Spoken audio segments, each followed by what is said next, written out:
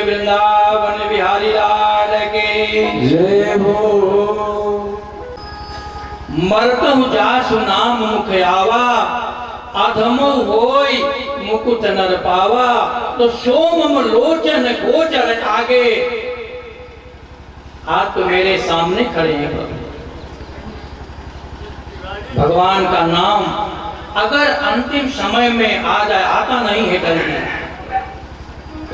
बहुत पुण्य किया है जीवन में, तभी अंतिम समय में प्रभु का नाम आता है। अन्यथा रटते रहिए, लेकिन जब निकलने लगती है वायु तो नाम नहीं आता है। भगवान का ध्यान किए भीष्म पितामह अपनी प्राण वायु को सिर पर खींच करके ले गए। राम नाम मन सुमिरता, भीष्म कीन तन त्याग। सुमन माल जिमि कंठते, गिरतन जानहि नाग। जैसे हाथी के गले से माला गिर जाए उसको ना मालूम पड़े, उसी प्रकार से भगवान के नाम का सुमिरन करते करते पितामह जी ने अपने प्राणों का त्याग कर दिया। और कहाँ गए? भगवान के अंतरात्मा में पितामह की आत्मा समाहित हो गई, भगवान में लीन हो गई। इस जन्म मृत्यु के बंधन से मुक्ति प्राप्त कर लिया पितामह ने। पितामह के चले जाने के पश्चात भगवान ने युधिष्ठिर से कहा कि प्रभु महाराज,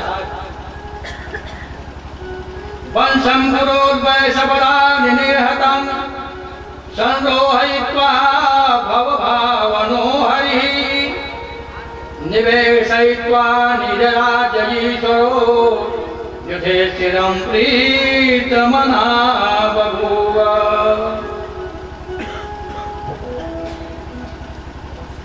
कुरुवंश का बीज, पांडुवंश का बीज आ गया। युधिष्ठिर बहुत प्रसन्न हुए। भगवान ने कहा कि महाराज अब मुझे द्वारका जाना है। युधिष्ठिर बड़े दुखी मन से कहे महाराज, दुख में हमेशा आप में हमारे साथ थे, और जब सुख का समय आया तो आप छोड़ रहे हैं। भगवान ने कहा कि महाराज यही मेरी इच्छा है कि जब जीव दुख में रहता है तो मुझे याद करता है तो मैं उसके पास रहता हूँ, और जब सुख में हो जाता है तो मुझे भूल जाता है। दुख में सुमिरन सब करे, सुख में करे न कोई। जो सुख में सुमिरन न करे तो दुख काहे का होई। इसलिए भगवान ने कहा कि महाराज हम हमेशा दुखी आत्माओं के पास ही रहते हैं और दुखी आत्मा ही मुझे पुकारती है, सुखी आत्मा नहीं पुकारती हमको। सच्चा हम आप बैठे हैं ना, सब भगवान की पूजा करते हैं, सभी करते होंगे 2 मिनट 5 मिनट 10 मिनट, लेकिन कोई 5 मिनट भगवान की पूजा करता है क्या? 5 मिनट कोई नहीं करता। भगवान की पूजा सच्चे मन से 5 मिनट कोई नहीं कर सकता, कर ही नहीं सकता। भगवान की पूजा में बैठेंगे तो 20 प्रकार का प्रयोजन मन में चलेगा, 20 प्रकार का प्रपंच घूमेगा। क्यों? ये प्रभु की इच्छा है, ये प्रभु की इच्छा है। क्योंकि संसद में 543 कितना सीट है? 543। संसद में कितनी सीट है? 543। 544वां वहां नहीं जा सकता, नहीं जा सकता। उसी प्रकार से भगवान के पास भी सीमित सीट है, लिमिटेड सीट है। अगर सब भगवान का भजन सच्चे मन से कर ले तो कहां बैठाएंगे भगवान? इसलिए भगवान पूजा में विघ्न डालने के लिए उपस्थित हो जाते हैं कि पूजा आप करो, लेकिन आपको मन से पूजा नहीं करने देंगे। भगवान युधिष्ठिर से आज्ञा प्राप्त करके कुंती माता के पास गए। कुंती बुआ, बिना आपकी आज्ञा कि मैं नहीं जाऊंगा। कुंती ने कहा कि महाराज दुख तो बहुत होगा आपके जाने पर, क्योंकि आज हम लोग हैं तो आपकी कृपा से, हमारे वंश का बीज है तो आपकी कृपा से। अगर आप नहीं होते तो अश्वत्थामा ने तो हमारे कुल का विनाश कर दिया। भगवान द्वारका पहुंचते हैं। द्वारका में भगवान का राजा की तरह से उचित स्वागत किया गया। इधर गांधारी और धृतराष्ट्र अकेले हैं घर में। विदुर जी को भी दुर्योधन ने अपमानित करके भगा दिया था। जब विदुर जी को समाचार मिला तो हस्तिनापुर आए, अपने भाई के पास गए, पैर छुआ, गांधारी के पास गए, बोले महाराज यह सब जो हुआ ये नहीं होना चाहिए था, और सब आपके हाथ में था, लेकिन आप जानबूझ करके इतना बड़ा महाभारत रच डाले। अब समय आ गया है। आप विदुर कौन थे? विदुर जी साक्षात धर्मराज थे। विदुर जी साक्षात धर्मराज थे। एक बार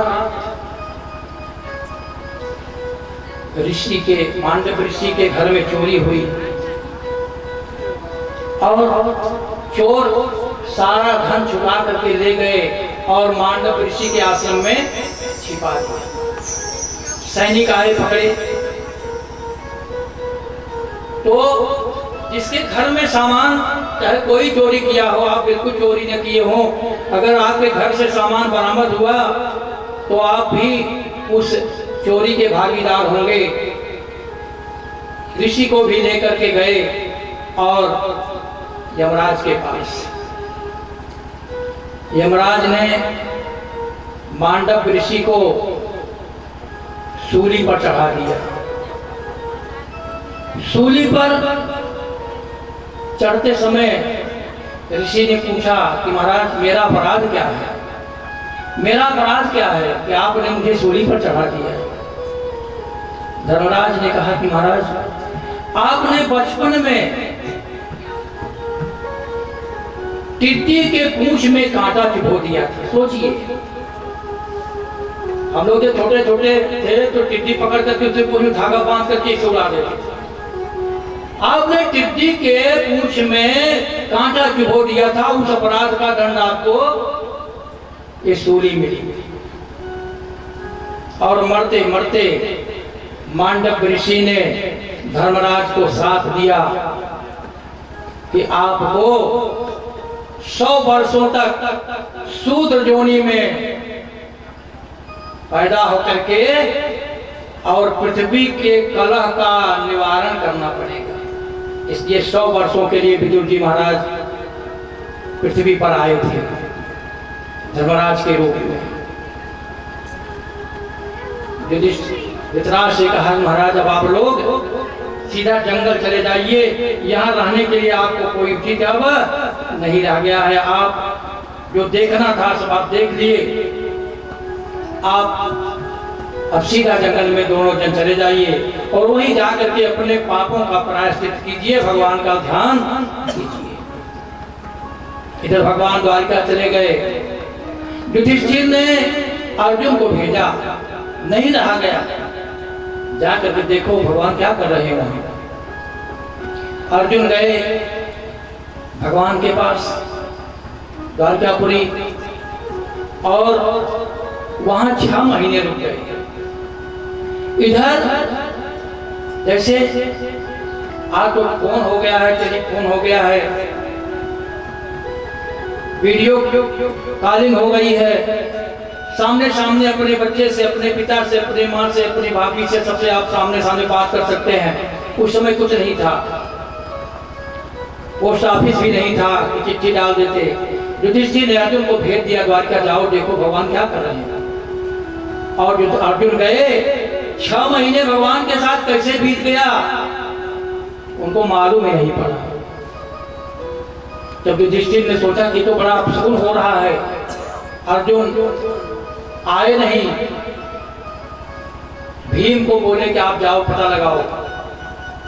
इधर देखिए सच्चे प्रेम की अनुभूति मन में हो जाती है। अगर पिता से सच्चा प्यार करने वाला पुत्र होगा, परदेश में होगा और पिताजी की तबीयत खराब होगी तो उसे तुरंत वहां झटका मारेगा। भीम चलने लगे, तब तक अर्जुन आ गए। गले से लगाया युधिष्ठिर ने, बोला भगवान का समाचार पहले बताओ, द्वारका वासियों का समाचार बताओ।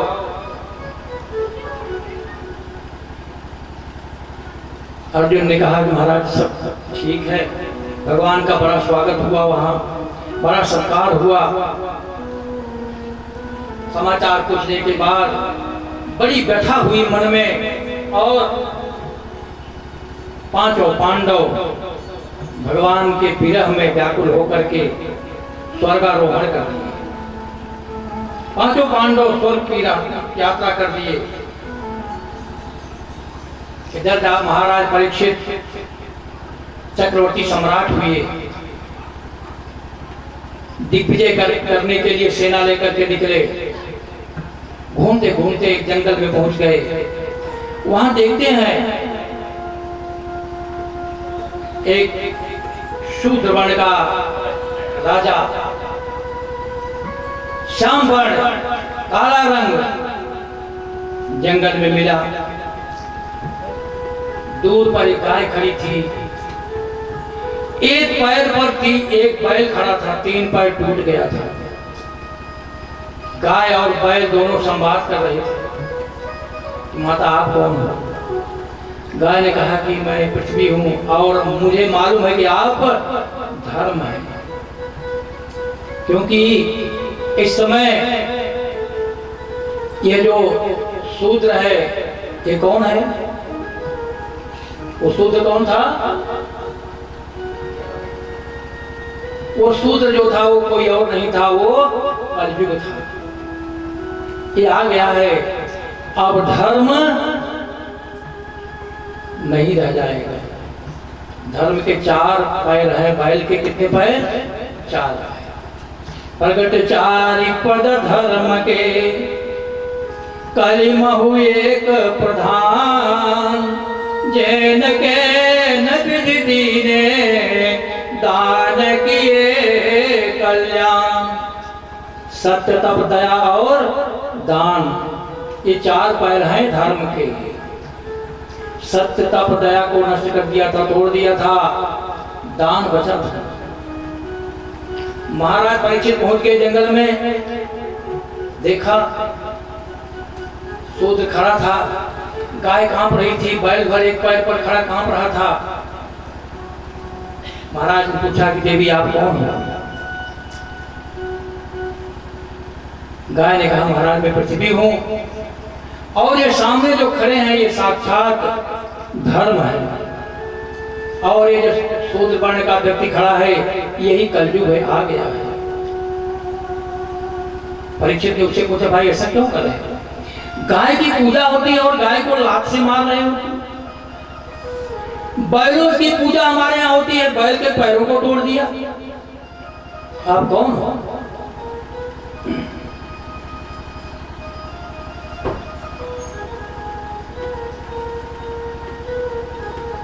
उस कलयुग ने उसने कहा कि मैं कलयुग हूं महाराज, और मैं अब आ गया हूं। 4 युग हैं, सतयुग हुआ, त्रेता हुआ, द्वापर हुआ और कलयुग।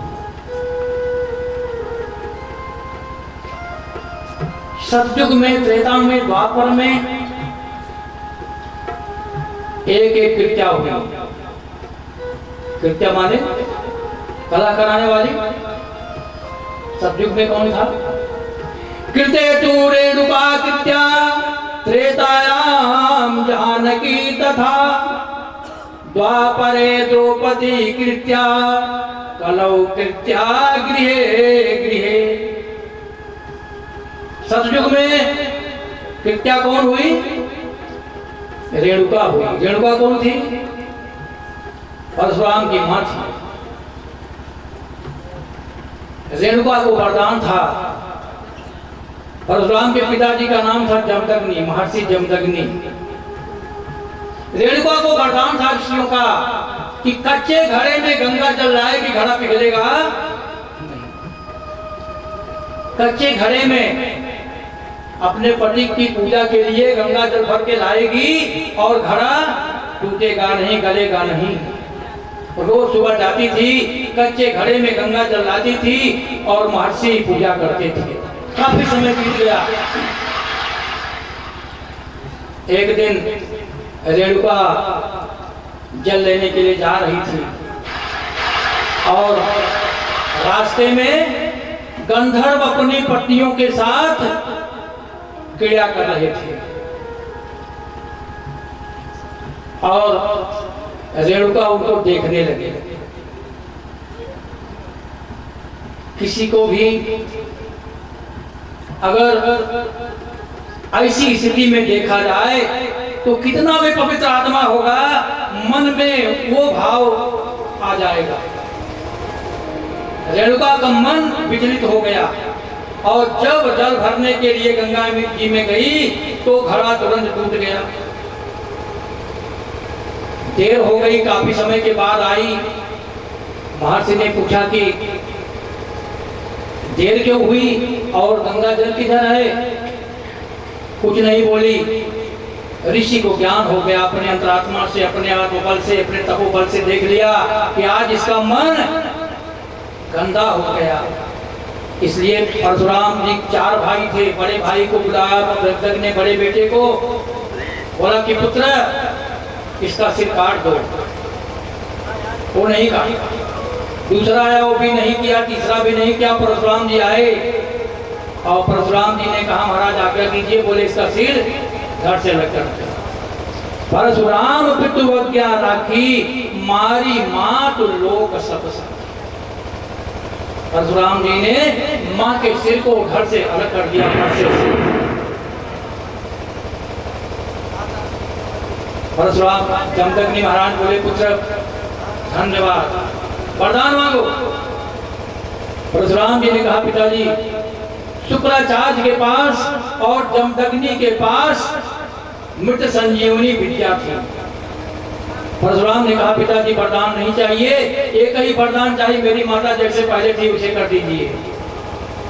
जीवित कर दिया। ये रेणुका था। दूसरे युग में त्रेता में जानकी हुई। राम और रावण का युद्ध किसके बाद किसके कारण हुआ? इसके सीता जी के कारण हुआ ना। मारीची आया सोने का मृगा बन के, सीता ने देखा, सीता जी ने कहा प्रभु सुनहु वीर रघुनाथ कृपाला,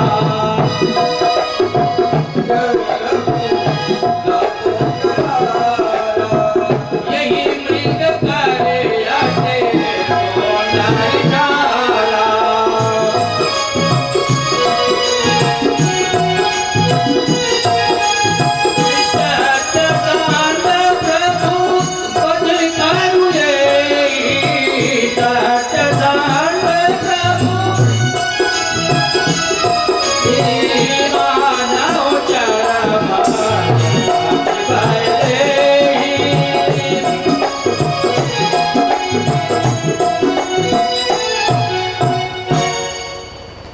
निर्मिता नैव चेष्ट पूर्वा न श्रूयते हे ममयि कुरंगी, तथापि तृष्णा रघुनंदनस्य विनाश काले विपरीत बुद्धि। कभी किसी ने सोने का मृगा देखा है क्या? न निर्मिता नैव चेष्ट पूर्वा न श्रूयते हे ममयि कुरंगी, तथापि तृष्णा रघुनंदनस्य। सो रघुपति जानत सब कारण, तुरंत उठे सुर काज सवार। अपने काज के लिए नहीं गए, देवताओं के काज के लिए गए। और द्वापर में द्रौपदी कृत्या हुई। अगर द्रौपदी दुर्योधन को न कहती कि अंधे की औलाद अंधी, तो महाभारत न हो। और आज कलौ कृत्या गृहे गृहे,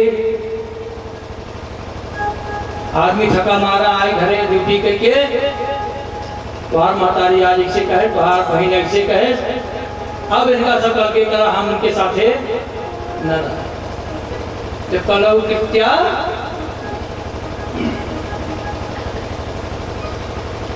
भगवान महाराज परीक्षित धनुष निकाल लिए कलयुग को मारने के लिए।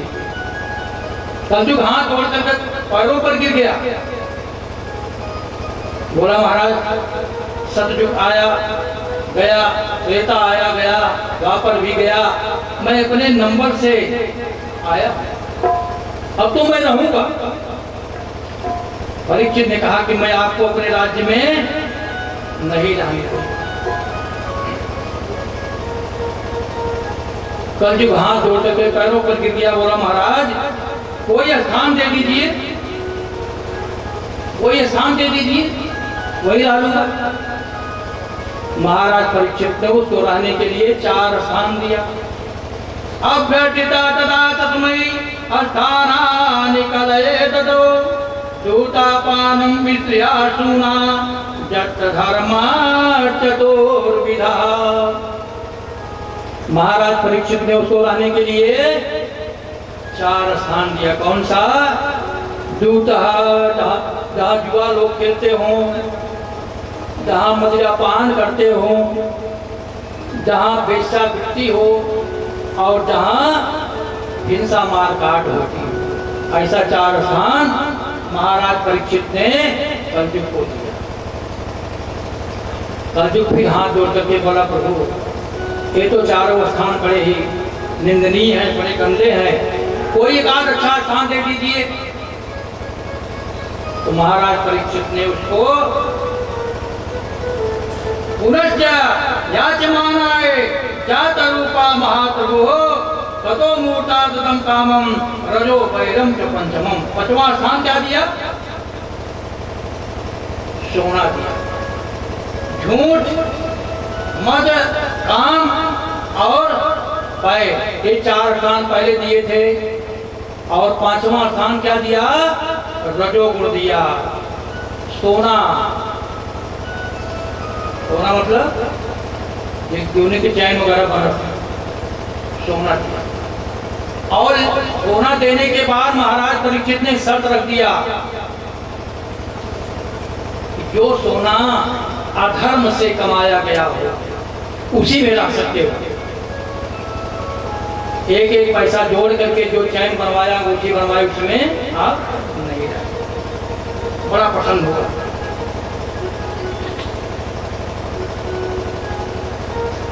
अब उस कलयुग की निगाह महाराज के मुकुट पर पड़ गई। मुकुट भी सोने का ही था।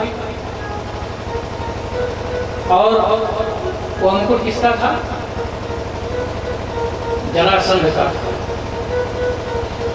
मुकुट किसका था? जब भीमसेन ने जरासंध का वध किया तो वो मुकुट हस्तिनापुर आया। और उसके बाद वही मुकुट पहन करके महाराज परीक्षित जंगल में गए। कलयुग को मौका मिला कि ये सोना भी है और अधर्म का सोना है, इसलिए कलयुग जा करके महाराज के मुकुट में विराजमान हो गया।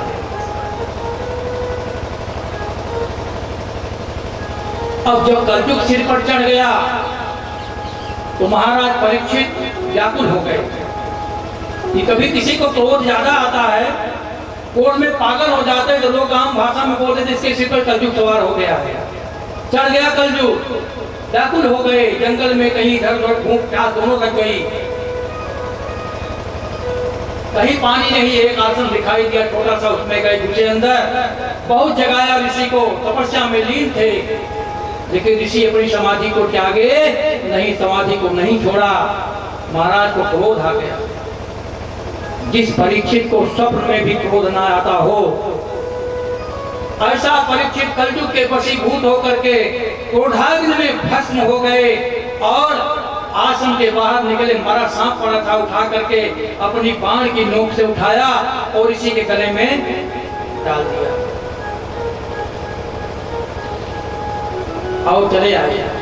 और जैसे मुकुट निकाल करके महल में रखते हैं, कलयुग हट गया, बुद्धि ठीक हो गई।